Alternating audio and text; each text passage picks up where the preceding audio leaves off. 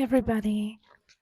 Um, I decided to do a voiceover on this video because I think it'll allow me to kind of better get my thoughts together, um, compared to the last video where I continually was interrupting myself. I have a really hard time with expressing myself when I'm trying to multitask. So I wanted to film a journal with me with a voiceover. Now, I also included some clips of just kind of like everyday mundane activities, because I like to share kind of um, little moments that are kind of like bright spots in my day. So I did include some other footage of my little desk area and my cat, a couple of other things in there just that I've been doing throughout the week. I tend to kind of take mornings a little slower because it takes me a minute to process that I'm awake. So I just kind of have some coffee, spend some time with my cat. My husband was home for lunch, so we watched some Murder, She Wrote. And then I head on over to my little kind of desk area to work on my creative projects. You can see all the, I'm not beating the Squishmallow allegations clearly because I have so many of them.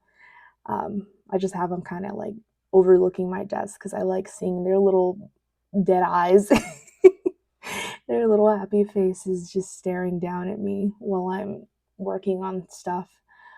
So today I was actually doing a journal spread, kind of talking about the weekend because I only got to leave the house once this week, and it was for it was like a Phantom of the Opera themed kind of dinner that some friends of ours were having. And I was really excited and looking forward to it. So we just kind of went to their house. We weren't watching I think it was the 2004 or 2003. I know there's a movie version, which I did kind of grow up watching that one.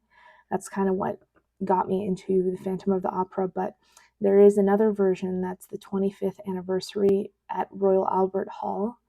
And you can actually purchase that one as well, kind of in a DVD or Blu-ray form. So we were watching that one because that one has really, really amazing performances by all of the performers, the singers. These are professional people, obviously, so their voices are just so powerful. And we were watching that. It was just, me, my husband, my friend, her husband, and my sister-in-law and brother-in-law. So we were just kind of, having a little fun time.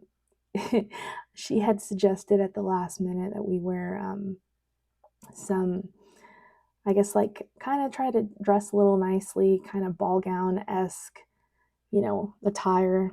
I couldn't really find anything that I had that was comfortable to wear because I live in Texas, so it's already really hot here. So I wore kind of just like a summer dress. Me and my husband were very much giving the farmer and his wife, like we were just kind of, we looked very cottagecore.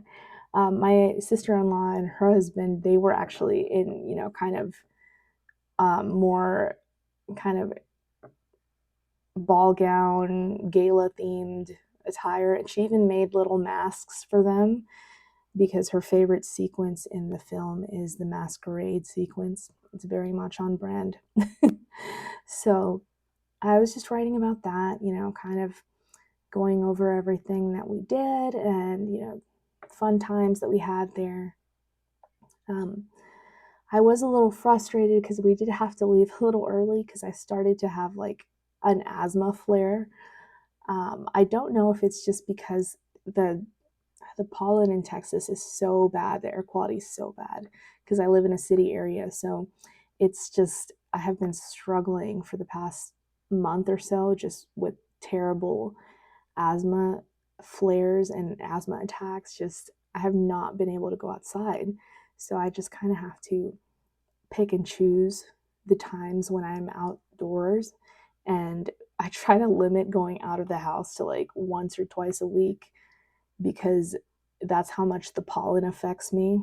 I've had awful seasonal allergies my whole life, and then you add asthma into the mix, it's just not a good time. So I, I was a little frustrated that we had to leave early because I had to come home and do a breathing treatment, but I still had a really good time. And um, my brother-in-law actually had never seen Phantom of the Opera, so it was really funny watching his reactions because he was just like shocked by the story, and I guess like all the twists that the story takes with, the Phantom being the angel of music and all that stuff.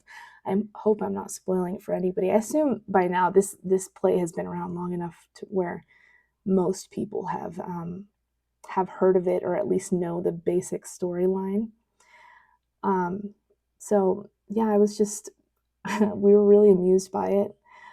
Um, and it's just, I mean, it is ultimately like a story of like kind of forbidden passion and tragedy, but it's just one of my favorites. My friend who actually had the gathering at her house for us to watch it, she's an even bigger fan than I am, so she was crying the whole time. I felt so bad because we weren't even to the intermission yet, and she was already crying. She really loves Phantom of the Opera. But yeah, we had a really good time, and so I was just kind of putting some photos in my journal, writing about what all we did, and I was gonna make also a page that was kind of geared towards Christine and the Phantom. So I had my little Kodak printer. If you can see, it's right there at the top of the desk. You can see it. It's the yellow little brick. I use that usually to print out all the photos that I use in my notebook. So I have some photos to the right there, and I'm going to actually, on the next page, kind of cut those out and glue them down and try to do a little spread themed around that. I'm kind of struggling with how to kind of design my spreads at the moment because I'm running low on stationery supplies like stickers and the little things I use to kind of embellish the notebook. I did want to say also to everybody who commented on the last video, thank you so much for all the positive comments that really encouraged me to kind of, keep going and see where this takes me. I I wasn't really sure if anybody would actually watch the first video because I know there's so many videos in the notebook community. There's so many journal with me's and just videos of people's notebooks, but I think that that's the draw of the journaling community, is just that I'm always intrigued to see different people's notebooks because I feel like I'm getting a glimpse into their mind, just in who they are, and it's so interesting to me. So I'm always continually looking for and watching new videos about notebooks. And I'm sure you've noticed, I like to make longer form videos because the videos um, that I like to watch are longer form, kind of journal with me type content, because I like to kind of use the videos almost as a body doubling situation where I'll kind of have it playing in the background, or I'll just have it kind of to the side while I'm working on something, because it makes me feel like I have kind of like um, a lab partner, so to speak, like a pair. It's two people working on something. And I guess it's not really in the way of a parasocial relationship. It's more of like just having a background noise and, feeling like there's another person there with you, even if it's somebody you don't even know. But most of my videos are probably going to be longer form. So if you don't enjoy the longer form videos, I apologize, but I do know that there are lots of journal videos out there that are very short and concise, and they're like 5 minutes long.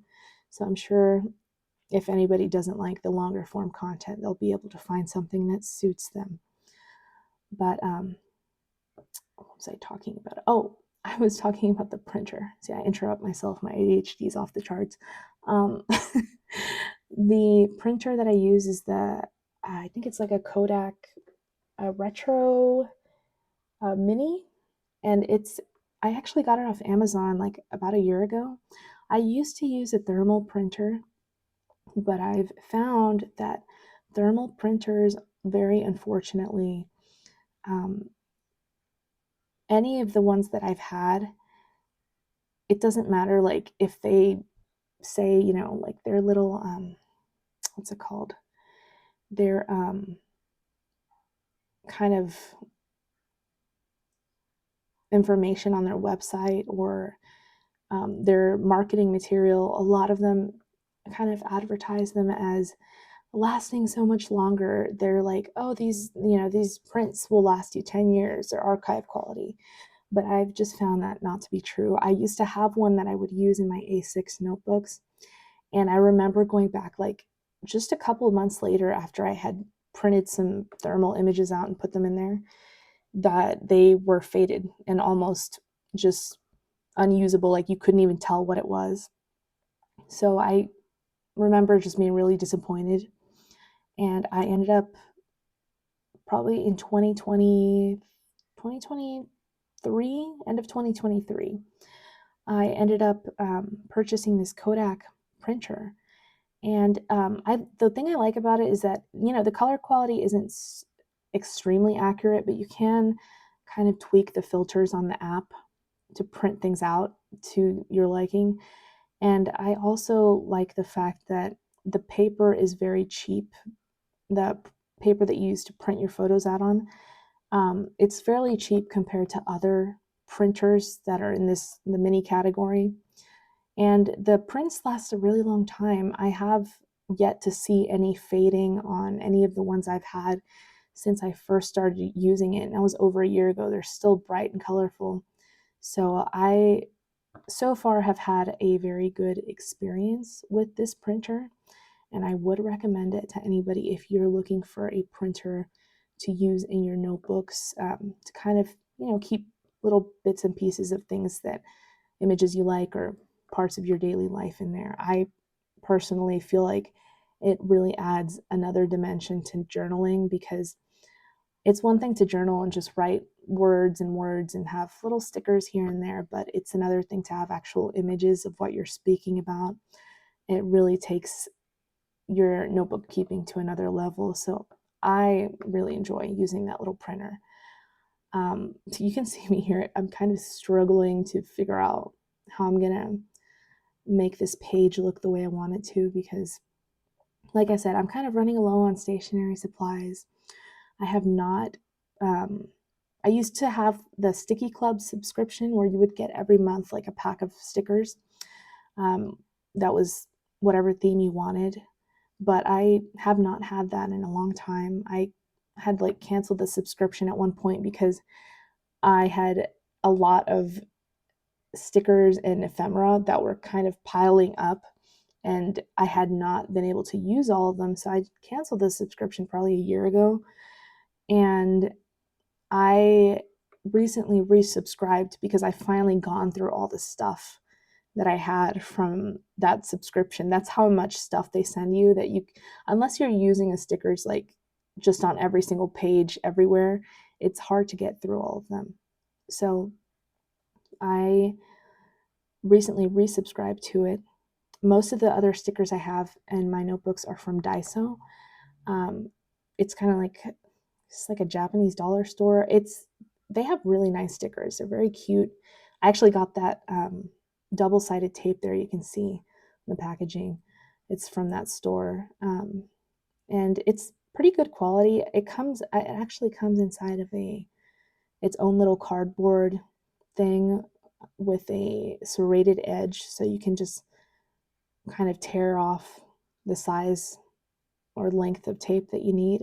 I don't tend to usually keep the little serrated edge on too long, because I get kind of annoyed having to grip the whole strip with both fingers and pull down to tear it off, because I feel like it affects the stickiness of the tape, and it's just you kind of have to work to get it off of there a little bit. So sometimes I just end up taking the roll of tape out of the cardboard and cutting it with my scissors. But yeah, I am sticking the double-sided tape on the photos because I used to use glue sticks, but I just find that they're really messy. And the double-sided tape, it works pretty well for what I use in my notebooks. Um, Sometimes I do still use glue sticks if I have something that probably isn't going to stick with a piece of tape, like, a very large sheet of some kind of like brown paper or something. I'll use a glue stick because that's more likely to keep all the edges stuck down and keep them from folding back over. But for little photos I use, the double-sided tape is probably the best way to stick them in the notebook. I have a lot of stuff on my my desk is really cluttered. I'm sure you saw in the clip earlier. My desk area is very small. It's actually in the corner of our kitchen because I used to have my own kind of office space in my room before I had gotten married because I had a very large room. But since we've gotten married, we live in a one-bedroom apartment, and my desk area is actually in the kitchen. I picked up this desk that I use from Amazon. It's a collapsible bamboo desk, and I have it in the corner of the kitchen. I've kind of set up the corner to be cozy, and I put a room divider on one side of the desk to kind of section it off from the kitchen because I'm a very big believer in having your own kind of space that's just separate from if you live with someone else, that's separate from their areas of the house, or if you share a room, which honestly I'd never shared a room really before getting married either. So I just wanted to have my own little space, for myself, um, where I could do my little creative projects and my journaling and writing. Um, and I think that that's important, for anybody, for your mental health. It doesn't matter, married or not, I think everybody should have a little space that's only your own and where you can do your own creative projects or have a little creative outlet, or it doesn't even have to be for that. I've seen some people have like just a specific room in their house that's like a nerd room, which I hope to have one of those one day, but they have like all their video games and all their, little figurines and stuff. And I think that's great. I think that, it's important to have things like that in your home that bring you joy and kind of help you kind of forget about the outside world for a little bit, kind of the mess of the outside world that we live in. Um, right now, I'm using the Windsor Newman and Cotman. I don't know if I'm pronouncing it right, but it's a little watercolor palette that I'd picked up at Hobby Lobby years ago, and they last such a long time because the little bricks of watercolor that are in there, they're very, I guess, pigmented, even though it's a watercolor, but it does last a really long time. If you use a brush pen, it does come with a brush, but you can use a brush pen or anything. One of them stuck to the little paper. I didn't notice it, but the little bricks of watercolor are removable. So you can just rearrange them, however you want, or even replace them if you'd like. But I just wanted to add a little bit of color to the page because I feel like the color red is such a huge theme in the Phantom of the Opera. And I wanted to add some red, kind of reddish tones, connecting the photos because the story very quickly goes from kind of this fantasy romance to kind of this super toxic relationship. And it's just, the ultimate tragedy that happens in the play. That's the reason it's one of my favorites. It's just, I love a tragic love story, as I'm sure a lot of us do. But I was just adding some color. I'm trying to see if it's dry right here because it's still a little, I'm trying to fan it to see if it dries off a little bit. This traveler's notebook insert, the paper holds watercolor pretty well. Even though it's not meant for watercolor, it's not a watercolor paper. It still holds up very well when you use different types of media. So here I'm looking through all my my sad little stash of stickers. Um, I was trying to find spots to put little, I wanted to put a bottle with some flowers because the rose that she's given by the Phantom is also kind of a running theme. There's a lot of symbolism with that in the play. So I wanted to get some flowers and put them inside of this one of these little jar stickers that I had. I like to do that a lot. I'll take stickers that are kind of like the jar stickers, they're kind of lacking in visual, I guess visual stimulation for me. Like there's not very much there. It's just a clear jar. So I'll take other stickers and I'll kind of layer them if I have a sticker like that that's clear. And in this case, these are from Daiso. I'm fairly certain I got these from Daiso, and I was trying to find the right size jar and the right flowers to layer.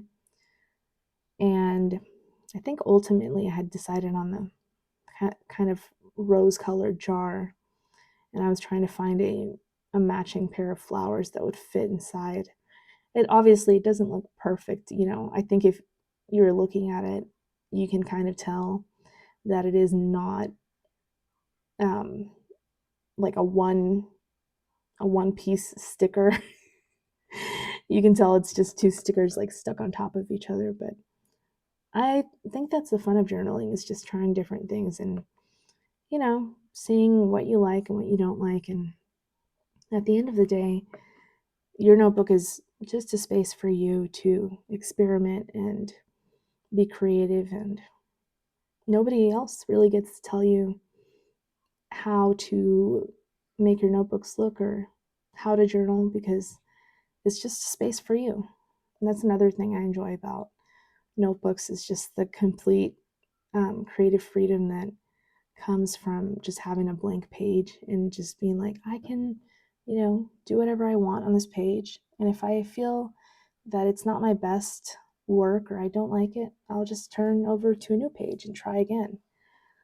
So I had this sticker. It was like, it's not a rose. I don't think it's a rose. It was a kind of a reddish flower. It sort of looks like a rose from far away, but I didn't like the leaves, that it had all these little leaves sticking out of it, and I didn't like them.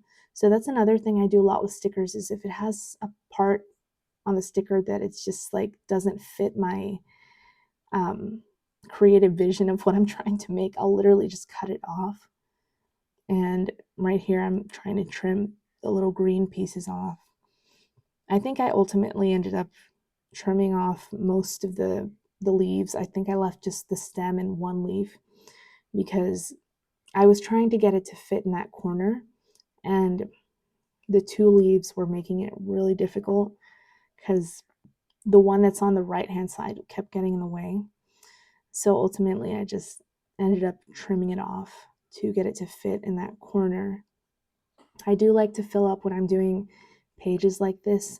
I don't like having a lot of white space in my notebooks, so I try to fill up the spaces that are blank with either stickers or photographs or handwriting, because I like it to be very, have this kind of layered, almost mixed media look. I love notebooks that people have where they layer different things. Like I've seen people who layer pieces from magazines, and sometimes I'll even include fabric in my notebooks.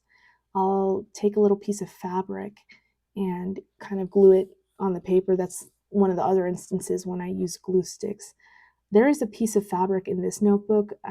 You might have seen it in the last video. It's like a little piece of blue fabric with bumblebees on it, because I'd purchased some fabric at Dollar Tree, and I have been trying to learn how to use the sewing machine that I was gifted for our wedding. Somebody gifted us a sewing machine, and I've been trying to kind of learn how to use it. And I was like, let me make a t-shirt for one of my stuffed animals.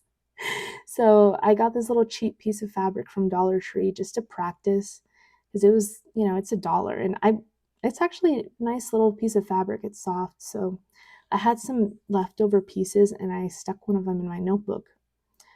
I just used a little glue stick and glued it down, but you can really put anything as long as it fits in your notebook. I mean, and it doesn't even have to fit sometimes. Sometimes I'll put things in my notebook that kind of hang over the edge of the page. And I think that once you've filled up a notebook and there's all these different things kind of sticking out from the pages, it just gives it such a unique look. This is my little washi tape wheel. I don't know, somebody gave this to us as a gift. I don't know where they got it from. I wish I did, because it's really useful to keep all your washi tapes out where you can see them. It has these little wheels that you can remove and put the washi tapes on, and all the little edges are serrated. Obviously, I have more washi tapes than fit on the wheels, but it still can hold all the washi tapes I own. So it's really useful. You can spin it around. It has a little spinning bottom. I just wish I knew where they got it from. It probably was purchased at a store like Michael's or Hobby Lobby. I was going to say Joann's, but Joann's is shutting down. There's Joann's nearby our house, and they just, every time we drive by, we see the closing sign. You know, it's kind of sad, but I mean, there's still other craft stores near my house. There's a Hobby Lobby and a Michael's and stuff. So they kind of carry the same type of items that Joann's used to carry. I wouldn't really shop there a lot, but I know it's also one of the, you know, the big three craft stores that most people go to. But I'm assuming that whoever gave this to us gave it, or they had gotten it from a one of those craft stores. But it's a very useful thing to have, and it kind of helps me to be more mindful of using up my washi tape instead of getting really excited when I go to the store and just buying new ones every time. It helps me remember to use up the ones that I do have. So I'm just putting little pieces of washi tape to kind of create a layered look. I put a moth and a butterfly sticker because I think that's very symbolic of the relationship that they had. I feel like she was very much a butterfly and he was like a moth, just kind of a, he was just different, you know. But I was looking for more stickers kind of because I wanted to put a quote in there. And I have some stickers that are kind of wedding themed, but I just didn't feel like any of them fit, you know. And I think I started to also, after this, I'm going to put another piece of washi tape, but I started to look for stamps because I have a lot of stamps too. So I started to look it through my stamps to see if I had anything that kind of fits the theme. Not everything that I include in the spread is going to necessarily be on theme for Phantom of the Opera. But like I said earlier, I'm just kind of trying to use up what's left of my stash and not be, you know, wasteful. I know it's kind of hard to keep yourself from hoarding stationery sometimes because there is so much cute stationery. So when I feel like I've amassed too many stickers and little ephemera pieces and washi tapes, I'll kind of go on a no buy, just stop myself from buying stuff until I've used up all the items that I have. But here I was looking at I was looking through some stamps that I have, and I was trying to find some stamps that fit the theme of kind of this, I guess, Victorian-esque era that the play takes place in. So I had this little top hat, and it reminded me of the top hat that Raoul wears at one point. So I was like, let me put that in there. And I put the scissors in there because being that the Phantom's kind of like an artistic genius, he's always creating things, and I feel like scissors are very much a craft item, and also I feel almost as if they're sort of symbolic of the fact that the connection between him and Christine was like eventually severed because she ended up choosing to marry Raul and just leave him essentially, which was really sad. But yeah, I was just using some stamps. I didn't put a lot of ink on the top hat one because sometimes when I've used that stamp, it is very dark and it's like a really stark contrast against the page if I use a lot of ink. So I don't tend to put a lot of ink on my stamps. Most of the stamps I have, they're from Hobby Lobby, but I don't like using a bunch of ink on the stamp because I don't really enjoy having a stamp that's super dark and it stands out so much on the page. I was gonna put another stamp, this little kind of flower bundle, but I ended up ultimately not using that one. And I think I had a couple of stickers that I used instead that they kind of reminded me of the kind of architecture in the opera house that's in the play. It's just kind of these mythical creatures. I was thinking of putting some words or a quote from the play with these block stamps that I have, these letter block stamps, but I ended up deciding against using those as well because they're not exactly small, and I didn't think that there was enough space, and if I did put any words or a quote, it was going to look really cramped. So I just decided against them because I felt like they weren't going to be very legible if I did use them. So I just put them away, and I found these two little, I guess they look like griffins, these little griffin stickers that I had left over from a sticky club pack that I'd received ages ago, and they were the only ones left. I usually, when I purchase a pack from Sticky Club with their monthly subscription, they have three different ones. They have a cute, like a kawaii themed one. There's a pop, kind of this, pop culture, very girly pop, bubblegum esque aesthetic one. And then there's another one that is a vintage pack. So the vintage pack is the one I usually always get because that's the one that almost all the stickers that come in that pack are very aesthetically pleasing to me. And I end up using all of them at some point, even if it's not right away. So these were the last two I had from one of the vintage packs that I got, and I just stuck them in there because they looked like something that would be part of the architecture inside of the opera house. And then I continued to write about the fun that we had at my friend's house and the dinner and our reactions to watching the play, all of us together.